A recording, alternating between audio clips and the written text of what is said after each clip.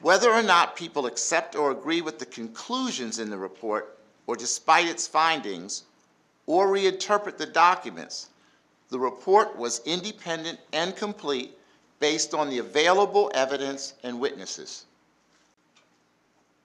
I would also like to make a few other comments for the record to try and clear up some misimpressions that have been widely publicized and reported. First, other than responding to the recommendations, this board has taken no actions based on the findings or conclusions in the Freeh report. The board has not voted to accept the report or any specific findings or conclusions contained in the report. I have read and considered the Paterno report. The Paterno report is just that, a report. It isn't an independent investigation. The facts are the facts. The NCAA sanctions and the civil cases are based in part on how others interpret the facts and conclusions in the Freeh report. The university has not accepted those conclusions and interpretations by third parties except for the limited purpose of the consent decree as insisted upon by the NCAA. Penn State is one of the foremost academic institutions in the world. The actions of this board are not simply being watched by those in the Penn State or State College community, but those in the rest of the country and indeed around the world.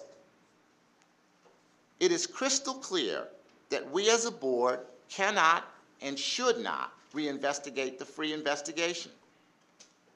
Any attempt to try and rewrite history will be damaging to efforts to move the university past this horrible event.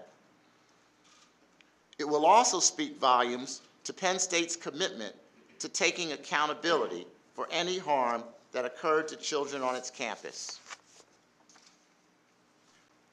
The university remains firmly committed to playing a leadership role in combating the national scourge of child sex abuse.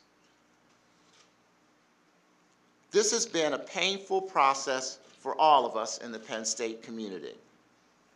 But we should be proud that out of our darkest moment, we are not only doing everything we can to prevent something like this from happening again here, but that we are truly leading national and global change in this area.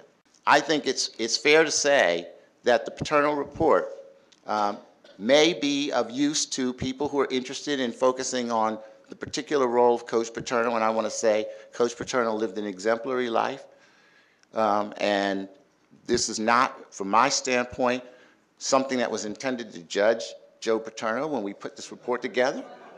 It was intended to shed light on what happened, and I believe it has shed considerable light on what happened because it is the investigation that has produced the facts and the documentary evidence of the facts.